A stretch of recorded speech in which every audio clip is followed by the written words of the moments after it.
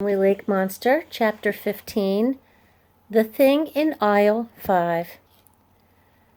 Pearl was determined to make everything right, all by herself. Once she reached the front of the hospital, she started across the lawn, then stopped dead in her tracks. A police car was parked on the road next to Mrs. Mulberry's car.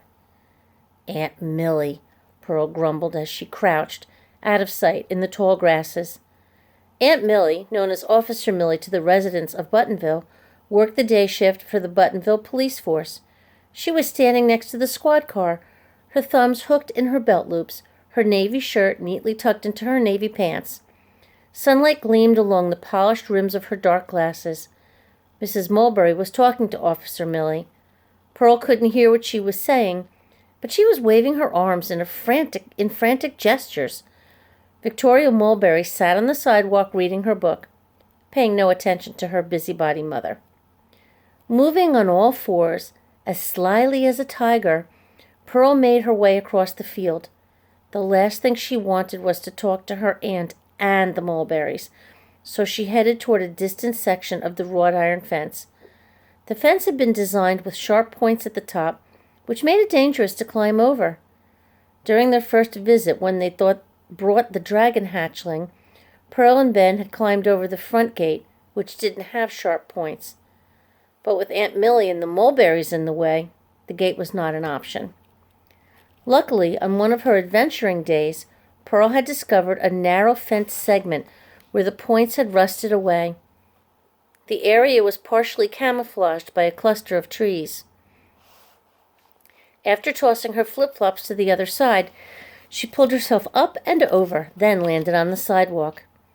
Darting behind a tree, Pearl quieted her breath and listened. Although her Aunt Millie and Mrs. Mulberry stood many yards away, the breeze carried the conversation right to Pearl's ears.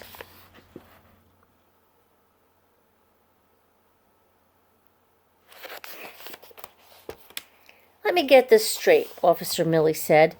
"You called the police department to report an emergency, and the emergency is that you saw a small person." "It was a very small person," Mrs. Mulberry said. "You saw a child?" "No, not a child. For goodness sakes, how could he be a child? He had a beard. He was very small and very bearded." Officer Millie cleared her throat. "There are no laws against being small." "But who is he? That's what I want to know. I am the president of the Buttonville Welcome Wagon. It's my job to know if someone new comes to Buttonville." "Maybe he's a friend of Dr. Wu's," Officer Millie said. "But he was with your niece, Pearl Petal." "Pearl is working for Dr. Wu. So is Ben Silverstein." "And why is that?" asked Mrs. Mulberry. "Pearl is a known troublemaker, and Ben just moved here. Why didn't Dr. Wu hire my daughter? Victoria is a straight-A student and never gets into trouble." "I don't want to work for Dr. Wu," Victoria complained. "I don't like worms." "Be quiet, dear, and read your book," Mrs. Mulberry said. Then her voice grew louder and more insistent. "Officer Millie, your job is to help the residents of Buttonville, and we need your help. This entire situation is very mysterious and sneaky. The gate is locked and we can't get in. I want you to order Dr. Wu to open this gate." "There are no laws against locking gates on private property," Officer Millie pointed out. "But I am the president of the Welcome Wagon." Pearl didn't have time to listen to this nonsense. After slipping back into her flip-flops, she hurried across the road, glancing over her shoulder to make sure she hadn't been spotted. Mrs. Mulberry and her Aunt Millie were still talking. Victoria was still reading. As fast as she could, Pearl ran to town, wishing all the while that she were wearing a pair of leprechaun running shoes made from the wind. How many rules had she broken today? She'd lost count. After charging through the dollar store door, she bumped right into her mother. "What's the matter?" Mrs. Petal asked, grabbing hold of Pearl's shoulders. "Are you okay?" "Yeah, I'm okay." Pearl wiped beads of sweat from the back of her neck. "Why are you out of breath, and why is your face red?" But before she could ask more questions, a bell rang.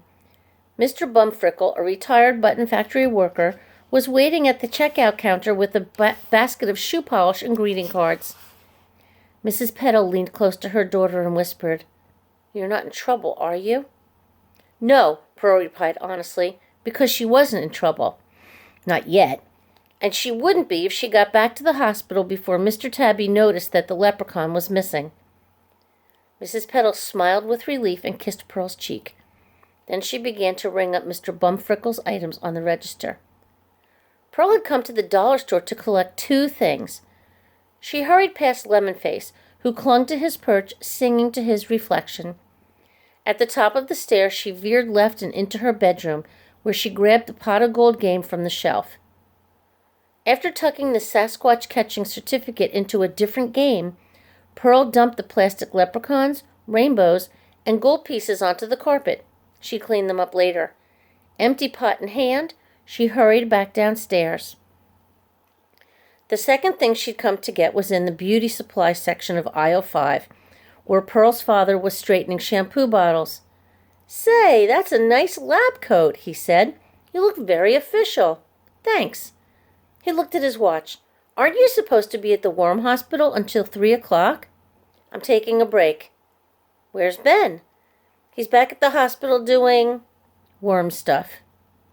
Mr. Petal scratched his blonde head. "Worm stuff? What kind of worm stuff?"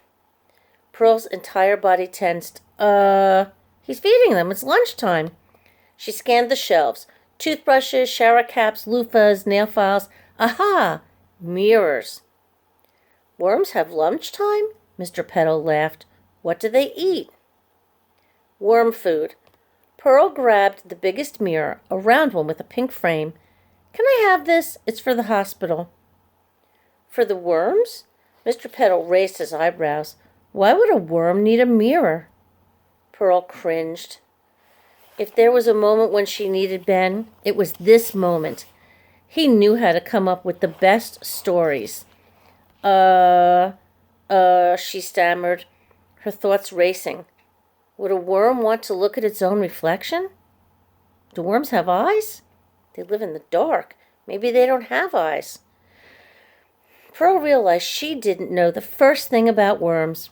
She chewed on her lower lip. And wouldn't a mirror be dangerous to a worm? Mirrors reflect sunlight. If a mirror reflected the sun onto a worm, the worm would get all dried up. Isn't a dried up worm a dead worm? "It's not for the worm," she said. "It's actually for Dr. Wu. She's very pretty. I wanted to give her a thank you present for letting me work at the hospital." Mr. Petal nodded. "That's very considerate." Over in his cage, Lemonface twittered as if in agreement. "I'm wondering, now that there's a worm hospital in Buttonville, maybe we should start carrying worm food in the store." "Good idea," Pearl called as she hurried up the aisle. "See you at 3 o'clock." Then, success nearly at hand, she ran around Mr. Bumfrickle and out the dollar store door.